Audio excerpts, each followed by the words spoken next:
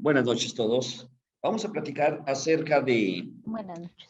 de un tema de mucha actualidad, la infección por virus papiloma humano. La infección por virus papiloma humano produce prácticamente en todos los tejidos que infecta, tiene un potencial de provocar un carcinoma, un cáncer en la región. Definitivamente el cáncer más frecuente de todos los cánceres que provoca el virus papiloma humano es el cáncer cervicuterino. Y entonces déjenme platicarles acerca del cáncer cervicuterino, que parte de que es el más frecuente en toda la América Latina, de México para abajo, específicamente en México, está más o menos a la par que el cáncer de mama, pero en general, en toda la América Latina es el cáncer más frecuente de todos los cánceres que tenemos. Entonces, bueno, si vemos algunos datos epidemiológicos, calculamos que muere una persona cada 2 horas a causa del cáncer del cuello de la matriz, provocado por la infección del virus del papiloma humano. Bueno, pero ese es el más frecuente, no es el único. Déjenme platicarles que el virus del papiloma humano también puede afectar al varón tanto como a la mujer. En el hombre puede producir cáncer en el pene, cáncer en la próstata, no está bien probado, está todavía a nivel de observación, pero cada vez hay mayor evidencia de que una de las causas de ese cáncer de próstata es la infección por virus papiloma humano. En la mujer, decíamos, el más frecuente es el cáncer del cérvix o cuello del útero, el cáncer de la vagina, ¿sí? El cáncer de la vulva, ¿sí? El cáncer del clítoris es propio de la mujer. Ahora, los cánceres compartidos en hombre y mujer son el cáncer del perineo, el cáncer de la uretra, el cáncer del ano y el periano, ¿sí? El cáncer de la laringe. Todos estos tejidos se pueden ver infectados por el virus papiloma humano y en su momento pueden llegar a cancerizarse. Entonces, cuando hablamos de la infección por virus papiloma humano, hablamos de un universo de infección, de un universo de tejidos infectados. Todos estos pueden cancerizar con mucho. El más frecuente es el cáncer del cuello de la matriz o cáncer del cérvix, o también conocido como cáncer cérvico-uterino.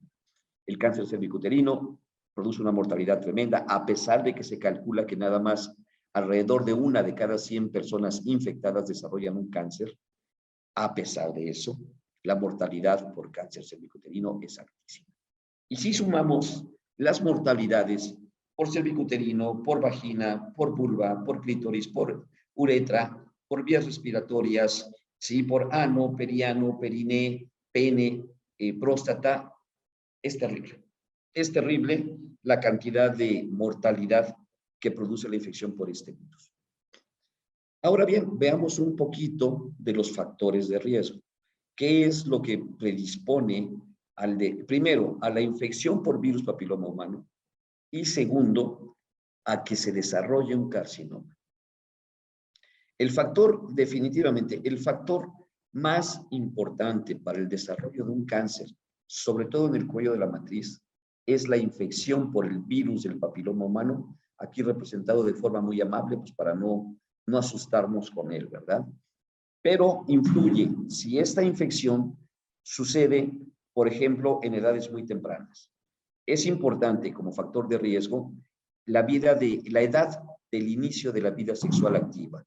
O sea, a qué edad una pacientita empieza o tiene su primera relación sexual.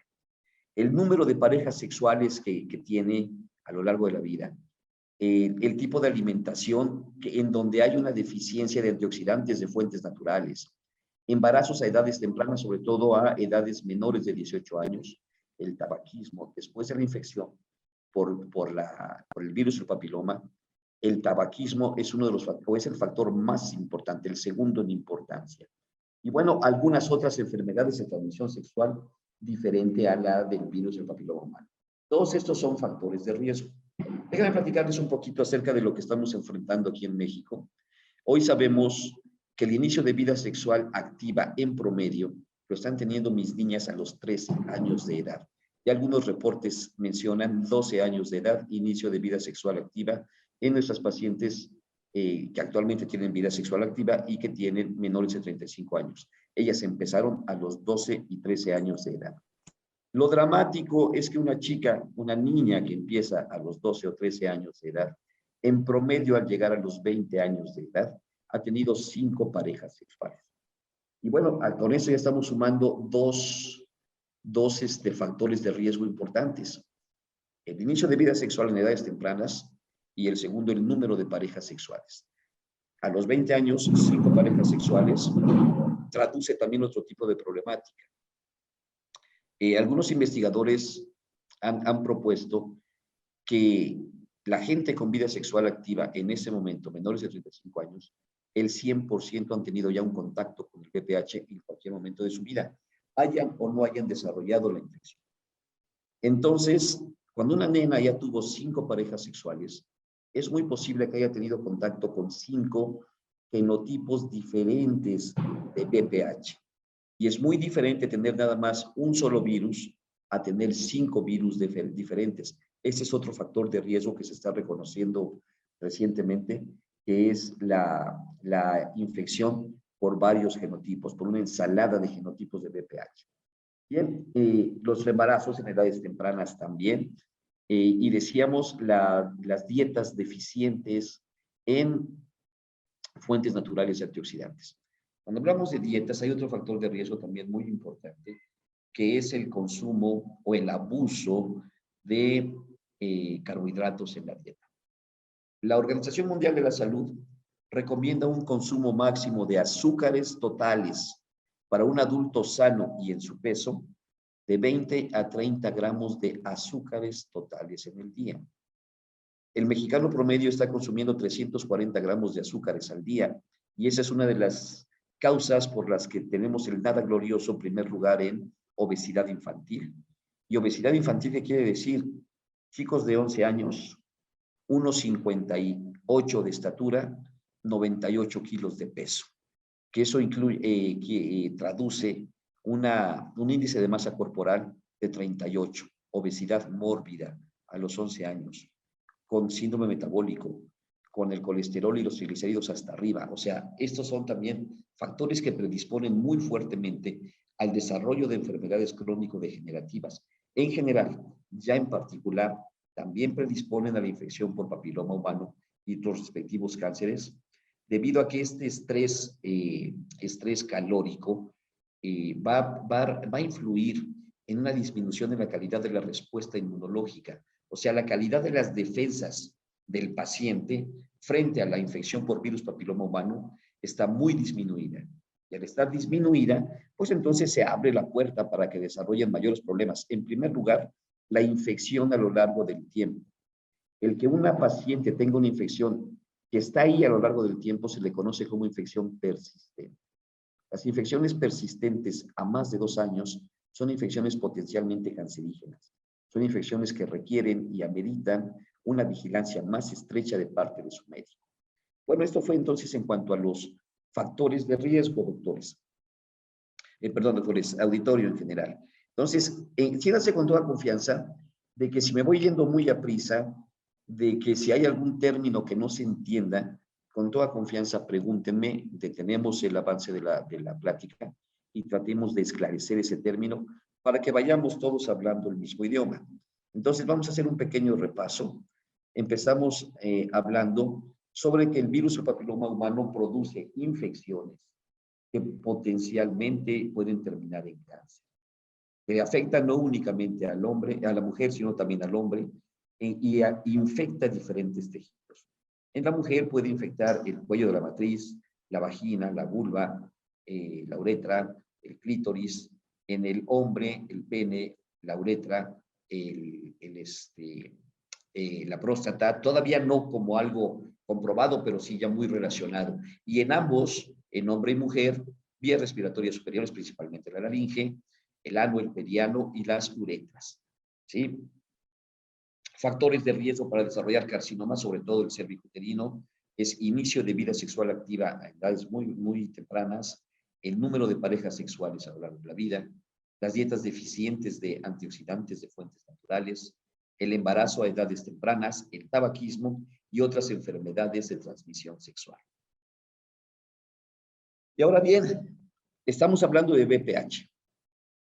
El virus papiloma humano, los virus del papiloma forman una gran familia. Una familia enorme, enorme, enorme, que está compuesta por 2 órdenes virales, ¿sí? Es una familia que se conoce como Papilloma viridae, es una gran familia con doble cadena de DNA.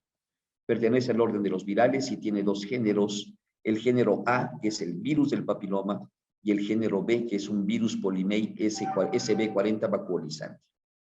Hablando ya específicamente dentro de lo que es el género A, que son los virus del papiloma, ¿sí? Estos, los que infectan exclusivamente al hombre, se conocen, o al humano, se conocen como VPHs, virus del papiloma humano. ¿Por qué? Porque afectan exclusivamente al humano. Estos son virus pequeños, pequeñísimos, de los más chiquitos que hay en la biología.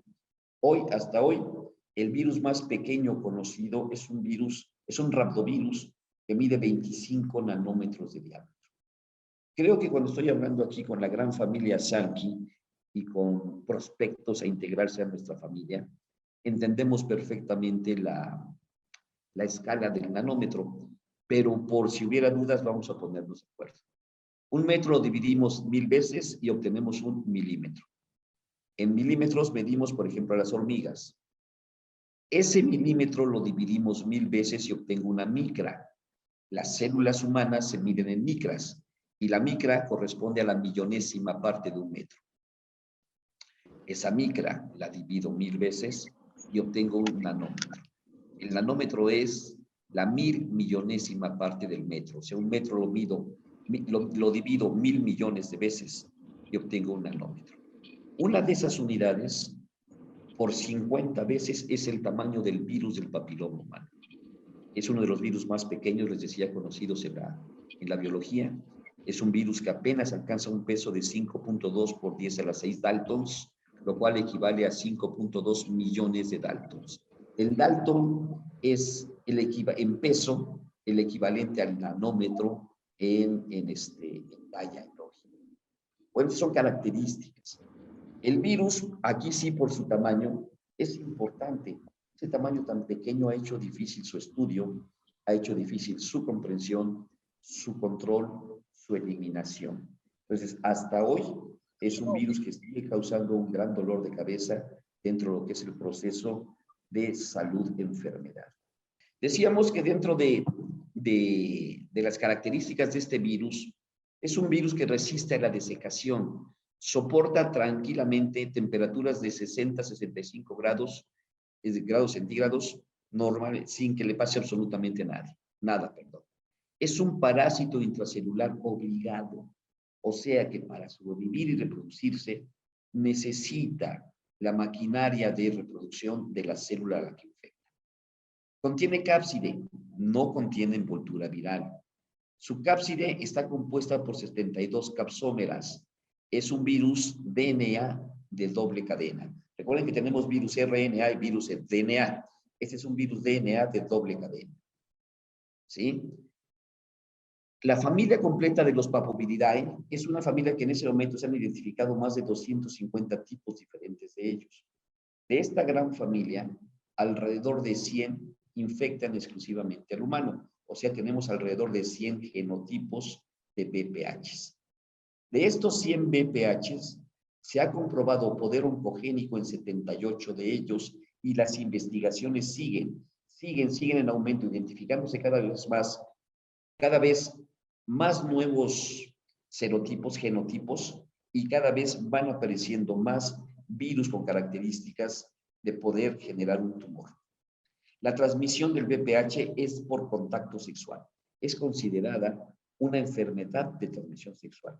Y aunque sí existen otras vías de transmisión, como la vía vertical, o sea, el contagio de la madre al hijo en el momento del parto, la transmisión por fomites, que es estrictamente profesional, requiere de condiciones muy especiales para que el virus pueda sobrevivir de vida extracelular, y en condiciones ideales de temperatura, de iluminación, de oxigenación, de nutrición, o sea, todas las condiciones físico-químicas ideales para la sobrevida, para la sobrevivencia del virus. De forma extracelular, este virus solamente puede sobrevivir 4 horas. Pero sí existe también la autoinoculación, o sea que uno se esté provocando más lesiones y extendiendo las zonas de infección. Pero en general se considera que la transmisión del VPH es por transmisión sexual. Les decía que prácticamente todos los tejidos que el virus infecta tienen un potencial de cancerizarse. Pero una ventaja de esta infección es que el virus inicialmente produce lo que aquí les pongo como líes. Una LIE es una lesión intraepitelial y estas son lesiones precursoras, lesiones precancerosas, lesiones que si no son controladas por el sistema defensivo del organismo o por el cuerpo médico, entonces son lesiones que con el tiempo pueden tener un potencial oncogénico, un potencial de malignización, un potencial de cancerización. Hasta aquí las características de nuestros virus.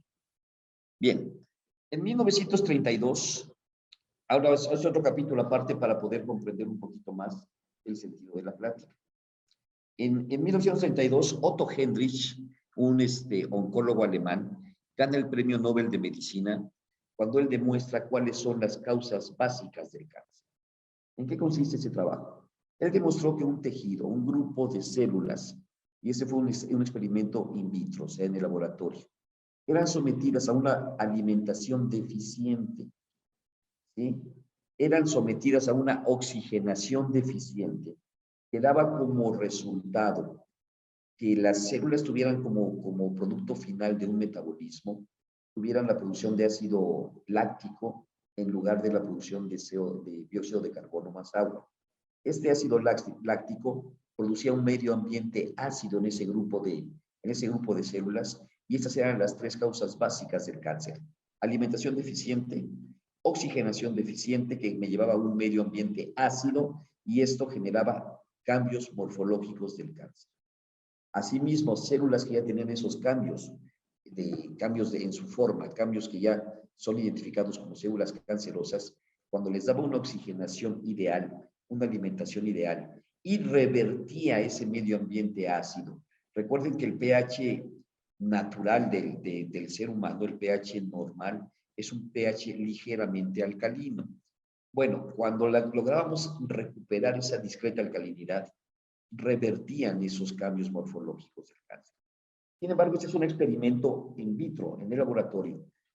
Están vigentes estos postulados de Otto Hendrich a la fecha, casi 100 años, estamos a 90 años de que se presentaron estos postulados, siguen vigentes, no han podido ser, vamos a decir, contradichos, y están ahí. Ahora, ¿cuál es el problema? Que cuando ya estamos en una persona, cuando ya estamos frente a un humano, el grave problema que tenemos es el tiempo, ya entra en la ecuación del tiempo. Si va a dar tiempo de poder revertir toda esa gran cantidad de células que ya forman un tumor para poderlos llevar nuevamente a la salud. Que quede ahorita como un paréntesis en la plática, conocer las causas básicas del cáncer. Bueno, y les vamos a completar el paréntesis. Para que esto suceda en un tejido, obviamente lo primero que se está dañando es la microcirculación. Al haber un daño a microcirculación, ese tejido en específico va a recibir poca oxigenación, y obviamente los alimentos, los nutrientes que deberían llegar a través de una buena circulación, al estar dañada la microcirculación, ese tejido no se alimenta adecuadamente. Si no se alimenta bien y no hay oxigenación, hay exposición a un medio ambiente ácido, y esto es lo que predispone a un cáncer en cualquier región. Aquí ya no estamos hablando del cáncer producto de la infección por virus papiloma humano.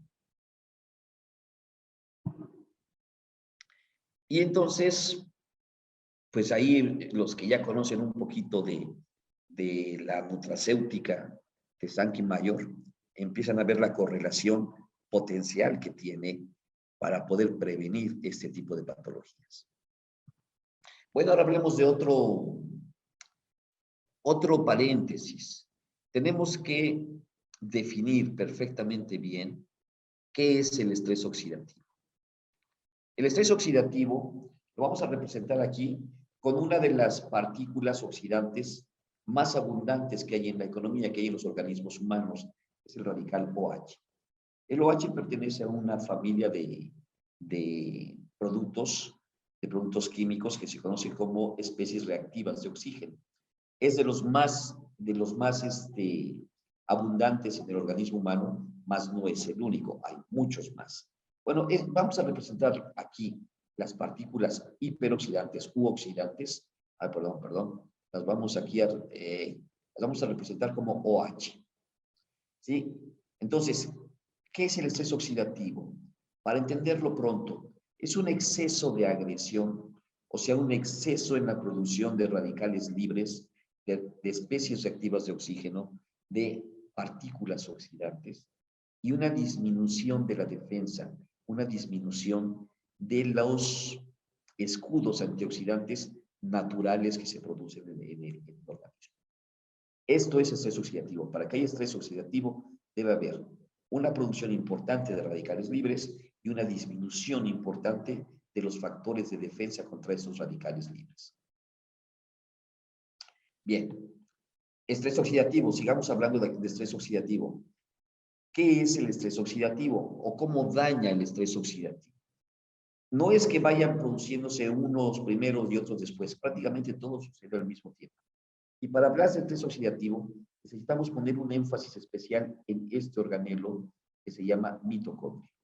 La mitocondria es extremadamente importante en la generación del estrés oxidativo y en el control de ese mismo estrés oxidativo. Les vamos a darles algunos datos interesantes alrededor de la mitocondria. La mitocondria es la central energética del cuerpo. Si mis células tienen suficiente energía, mis células pueden llevar a cabo todas sus funciones correctamente. Entre ellas, autodiagnóstico, autorreparación, muerte programada o apoptosis, ¿sí? Eliminación de células defectuosas, como las células que tienen cambios morfológicos de cáncer, ¿sí? Estas funciones, la reproducción adecuada de la célula, el mantenimiento del material genético, todo esto, si mi célula tiene suficiente aporte de energía, puede llevarlo a cabo. Entonces, ojo, ¿qué estábamos diciendo? La célula por sí misma se puede autodiagnosticar. El organismo por sí mismo puede eliminar células defectuosas, así sean células cancerosas. Se puede reproducir correctamente, o sea, la regeneración de tejidos se da de manera natural cuando el equilibrio, cuando el organismo está equilibrado, ¿sí? La reproducción y la muerte programada. Las células tienen que vivir un tiempo determinado y deben morir. ¿Cuál es la célula cancerosa? Es una célula que ya no muere, es una célula inmortal y que tiene muy incrementada su capacidad de reproducción. O sea, son células que se dedican a reproducirse y que todas esas células no mueren. Por eso forman tumores. Bueno, todo esto está regulado está autorregulado cuando la mitocondria es capaz de abastecer toda esa demanda energética de ese organismo. Si la mitocondria no provee esa energía, la energía adecuada, entonces estas funciones celulares empiezan a disminuir en cantidad y en calidad. ¿Qué más puedo decirles de la mitocondria? La mitocondria representa el 70% del peso corporal. En la mitocondria se produce del 95 al 98% de todos los radicales libres, de toda la oxidación que ocurre en el cuerpo. ¿Y por qué sucede aquí? Porque en la mitocondria se da la respiración celular, se da el aprovechamiento de oxígeno para oxidar glucosa y ácidos grasos y obtener energía con los productos finales. Bajo un aporte adecuado de oxígeno, en la mitocondria se va a producir finalmente CO2, o sea, dióxido de carbono, más agua, calor y energía. Cuando no hay suficiente oxígeno, en lugar de CO2 más agua, en lugar del dióxido de carbono más agua, obtendremos ácido láctico y esto empieza a producir acidificación en esos tejidos. Bueno, mitocondria muy abundante en las células. En promedio, una célula hepática, una célula del hígado, tiene 2.500 mitocondrias en su interior. Una célula del corazón alrededor de 3.000 mitocondrias en su interior. Las células nerviosas a nivel craneal contienen entre 2.500 y 3.000 mitocondrias en su interior. Cada célula Entonces, imaginen el tamaño que debe tener una mitocondria. Es más grande que un virus, sí, pero es mucho más pequeña que una célula, ¿sí? Entonces, hay que entender que la mitocondria es esencial dentro del desarrollo de una enfermedad o para el mantenimiento de la salud humana. Bueno, y entonces cuando hay estrés oxidativo, regresemos al estrés oxidativo, después de haberle dado una, después de haberle dado una introducción a la mitocondria, después de haber dado una semblanza de la importancia de la mitocondria, hablemos del estrés oxidativo. El exceso de radicales libres va a producir un daño. Ese daño también se viene dando prácticamente al mismo tiempo a todos niveles. Los principales y más reconocidos son el daño a las membranas. Por un lado la membrana celular y por otro lado la membrana mitocondrial. La mitocondria es el único órgano, el único organelo celular que contiene doble membrana mitocondrial. Si observan aquí la representación de esta mitocondria, verán que hay una membrana externa y otra que hacia adentro hace pliegues. Bueno, esto va a generar una matriz mitocondrial, que es donde se llevan a cabo toda la bola de reacciones de la oxidación, de la fosforilación oxidativa, de la respiración celular, de la obtención de energía, la oxidación de la glucosa, se da aquí en el interior. Y contiene doble membrana porque precisamente está conteniendo la gran cantidad de partículas oxidantes, de partículas hiperoxidantes como el hidroxilo, como el ozono y algunas otras más, ¿sí? Bueno, entonces el daño por el exceso de radical libre y la disminución de la defensa, en primer lugar va a dañar las membranas hacia un lado, inicialmente en la mitocondria, terminan rompiéndose estas membranas mitocondriales, y entonces se libera una gran cantidad de partículas oxidantes que van también a dañar la membrana celular. El daño a la membrana celular ocurre en varios sentidos. La membrana celular debe ser elástica, ¿sí? Debe tener capacidad de movimiento en todos sentidos. Bueno, lo primero que ocurre a este nivel es que la membrana celular se vuelve rígida, y al volverse rígida, fácilmente se rompe. Y si se están rompiendo grandes cantidades de células antes de que tengan, o sea, están muriendo esas células antes de que deban morir, eso se expresa en una persona como un síndrome de fatiga acumulada y como un envejecimiento prematuro. Vemos pacientes muy demacrados, muy cansados por falta de energía y por exceso de muerte celular y mitocondrial antes de tiempo. Bien, entonces esto es lo que es el daño a las membranas celulares. Pero también ocurre daño al DNA. Las mitocondrias tienen DNA propio, tienen un DNA en donde codifican la producción de ciertas proteínas que se conocen como enzimas antioxidantes. Así como en el interior de la mitocondria se produce una gran cantidad de partículas, de especies reactivas de oxígeno o partículas oxidantes, también al interior de la mitocondria está la defensa, las enzimas antioxidantes. Bueno, cuando hay daño al DNA mitocondrial, ya no hay manera de producir esas enzimas antioxidantes y es lo que va a provocar la disminución de la defensa. Se dejan de producir enzimas, aumenta la producción de radicales libres, se mueren anticipadamente estas mitocondrias, a la par que se daña la membrana celular y también hay muerte celular anticipada. Y finalmente ocurre también al mismo tiempo, en el mismo sentido, un daño en el DNA de las células. Entonces recuerden, daño al DNA mitocondrial, daño al DNA celular, daño a las membranas mitocondriales, daño a las membranas celulares que traen como consecuencia muerte prematura de células y de mitocondrias, falta de producción de enzimas antioxidantes y un gran círculo vicioso donde esto empieza a ser súper multiplicado. Y entonces la mitocondria cae en un estado de disfunción. Y la primera consecuencia de la disfunción mitocondrial es la falta del aporte energético que demanda un organismo para poder funcionar correctamente. Y entonces, funciones celulares como el autodiagnóstico, la autorreparación, se empiezan a quedar cortas y empiezan a desaparecer, hasta que desaparecen totalmente. Esto explica muchas enfermedades crónicas. Bien, La expresión genética mitocondrial es importante. Lo primero que nosotros observamos en la expresión genética mitocondrial es la producción adecuada. Por adecuado quiero decir la producción en calidad y en cantidad de las enzimas antioxidantes. Esas enzimas antioxidantes son la superóxido dismutasa 1 y 2, que actúan neutralizando radicales libres, radicales oxidantes, en estratos hidrofílicos, o sea, en estratos a base de agua. La glutatión peroxidasa, que actúa en estratos lipofílicos. La glutatión peroxidasa va a prevenir y va a evitar que esas membranas celulares pierdan su elasticidad y tomen una rigidez que las lleva a la ruptura. Y finalmente la catalasa, que la catalasa lo que está haciendo, les decía que el radical más abundante es el OH. Lo único que hace esta catalasa es unir una molécula más de hidrógeno a ese OH y produce agua desde el interior de la mitocondria. De ahí se derrama esta agua al interior de la célula. Entonces estamos produciendo una excelente hidratación celular. Y de aquí se derrama hacia los espacios entre las células.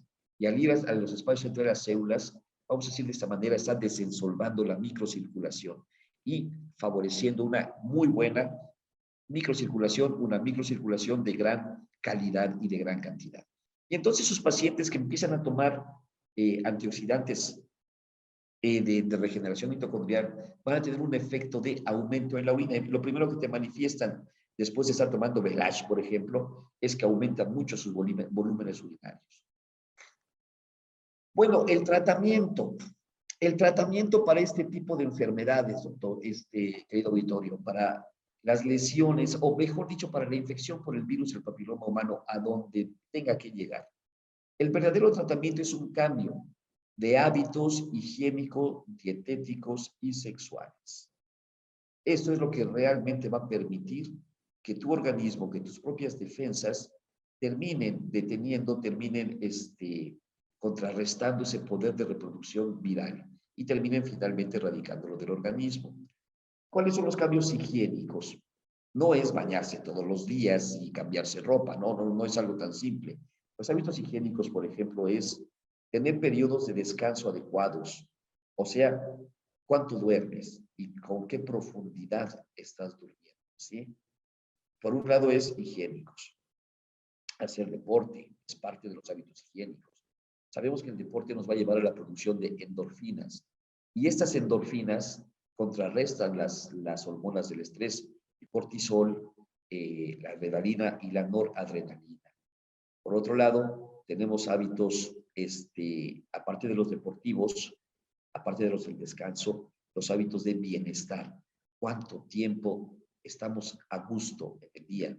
¿Cuánto tiempo permanecemos con un estado de beneplácito? ¿Sí? Con un estado de salud que nos permita en su momento establecer adecuados periodos de regeneración celular, adecuados periodos de aprovechamiento de tu energía. Estos son los hábitos higiénicos: deporte, periodos de descanso, periodos de comunicación con la familia, periodos de esparcimiento adecuado, de bienestar a lo largo del día. Por dietéticos, tenemos que atacar con mucho la gran epidemia del siglo. Esa gran epidemia es el exceso de carbohidratos en las dietas, el exceso de grasas transformadas, o sea, el exceso de comida chatarra en general. Y tenemos que pensar que dentro de estos dietéticos hay que disminuir de manera importante los carbohidratos para revertir los síndromes metabólicos y, entre otras cosas, evitar el estrés calórico y el síndrome de resistencia a la insulina. En los cambios dietéticos, hoy, debido a contaminación ambiental, contaminación de suelos, el uso excesivo de insecticidas, de hormonales para la producción de alimentos, pues nos llevan a la determinante necesidad de consumir complementos nutricionales adecuados. ¿Y el cambio de hábitos sexuales cuál es? El cambio de hábitos sexuales definitivamente es una pareja de por vida. Tratar de evitar al máximo las multiparejas. Eso es lo que realmente me va a llevar a la erradicación de una infección por virus que son potencialmente cancerígenos, a cualquier nivel, a cualquier nivel.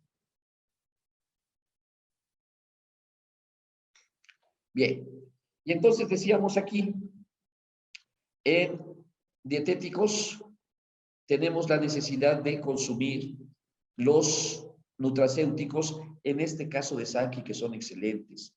Pelage aumenta la microcirculación y al incrementar la microcirculación favorece o estimula la buena oxigenación de los tejidos. Si esto lo complemento con Cronuit, que disminuye el síndrome de resistencia a la insulina y la hiperacidificación producto del consumo de glucosa, bueno, pues entonces ya estamos dando una nutrición más adecuada. Y finalmente el INER, que me lleva a neutralizar la acidificación producto de un consumo elevado, la acidificación producto de un metabolismo anaeróbico. Bueno, pues todo esto me va a dar un buen círculo de salud, un buen círculo de hábitos deseables que me ayuden a prevenir las infecciones que dependan de una buena o de una adecuada, de una adecuada alimentación, que depende de una adecuada función de la mitocondria. Por otro lado, tengo que comentarles algo que ignoro la razón por qué no entró en esta presentación.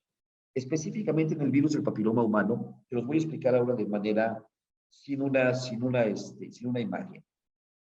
Para que el virus pueda producir cambios en la célula, tiene que tomar control de la célula. O sea, el material genético del virus se tiene que mezclar con el material genético de la célula y eso va a ser lo que lleve a la capacidad transformadora del virus, a transformar una célula que tiene un determinado tiempo de vida, transformarla en una célula inmortal, que tiene muy estimulada su capacidad reproductiva. Entonces, ¿qué es lo que sucede? El virus tiene 72 pares de bases, o sea, tiene un material genético propio. Dentro de ese material genético está organizado en genes. Hay un gen en específico, el gen E2, en el virus del papiloma humano, que está produciendo dos sustancias que funcionan como si fueran un freno de mano sobre otros dos genes, el gen E6 y el gen E7. Eso los está inhibiendo, le está prohibiendo que se exprese. Cuando el virus sufre un daño, una ruptura en el gen E2, deja de producir este freno y entonces los genes E6 y E7 producen sustancias que al combinarse con otras proteínas desencadenan la capacidad transformadora del virus. Sabemos, todos los que nos dedicamos a esto, que el virus del papiloma humano es conocido como un virus oportunista, un virus que está esperando el momento para poder dañar. Y esa espera produce periodos de ventana de hasta 30 años. El virus puede estar ahí 30 años esperando las condiciones ideales para invadir el material genético de la célula huésped y empezar un proceso de transformación. Bueno, para que pueda invadir, también necesita, de alguna manera, mezclarse con el DNA humano. Y entonces aquí donde viene la importancia de la teoría de los antioxidantes. El exceso de radicales oxidantes, de radicales libres, van a producir un daño, una ruptura de las cadenas del DNA viral. El gen E2 se rompe. Y este gen E2 va en un momento dado, a dejar de frenar a los genes E6 y E7, que son los responsables de mezclarse con las cadenas de DNA de la célula humana. ¿Cómo sucede esto? El exceso de radicales libres, a la par que rompen el DNA viral, rompen el DNA de la célula, rompen las membranas mitocondriales y de la misma célula, y entonces el virus es la ventana de oportunidad que está esperando. Que se rompa el DNA propio y el DNA de la célula huésped para poderse mezclar. Se mezcla, ¿sí? Haga de cuenta, entre comillas, repara ese DNA, pero a la conveniencia del virus, y entonces empieza a producir una serie de sustancias que generan cambios en la célula que la llevan finalmente a producir una tumoración cancerosa. Luego entonces, si yo tengo algo que me puede ayudar a fortalecer esas cadenas de DNA para que no se rompan, ¿cómo lo logro? Fortaleciendo la capacidad, la expresión genética de la mitocondria. Si mi mitocondria está produciendo cantidades adecuadas de las enzimas antioxidantes, y además enzimas antioxidantes que no tienen daños, que funcionan al 100%, pues aunque una persona tenga el virus, no va a sufrir el daño de ese virus, porque esas cadenas de DNA, de ácidos nucleicos, jamás se rompen. No se rompen, no abren la puerta al virus, no hay producción de tumores, por un lado. Por otro lado, las membranas de mis células, de mis glóbulos blancos, están perfectamente flexibles, están perfectamente elásticas, pues permiten esa capacidad, se llama de fagocitosis, de poderse comer a los virus, de poderlos destruir, de poderlos identificar cuáles son las partículas que van a llevarle frente a los linfocitos para que produzcan anticuerpos de manera adecuada y podamos neutralizar al virus. Bueno, a mí me apasiona hablar de este tema porque es un tema que pareciera ciencia ficción. Parece que fuera, no sé, producto de una novela de fantasía, que esos cambios estén ocurriendo. Y hoy, aquí en México, tendrá aproximadamente un mes, mes y medio, el Consejo Mexicano de Ginecología y Obstetricia le dio el aval a estas teorías de microbiología, de biología molecular, dentro del control de muchos padecimientos ginecológicos. Mes y medio. Y sin embargo, yo conocí esos conceptos con Sankey desde hace aproximadamente, en mi caso muy particular, 8 años. 8 años, 8 años antes de que una institución oficial de regulación en la calidad de una especialidad le diera el aval y le diera la entrada como algo válido. Bueno, señores, eso es lo que les he tenido que platicar. El virus del papiloma humano es sumamente frecuente en la epidemiología humana, es extremadamente dañino, sigue matando a una mujer cada 2 horas, sigue siendo un grave problema de salud y nosotros tenemos en nuestras manos una herramienta de un valor incalculable, una herramienta que tiene un fundamento fisiopatológico para ser considerada seria, una herramienta que ha probado su valía y que ha ayudado a infinidad de pacientes en la recuperación de su salud y en la erradicación del virus del papiloma.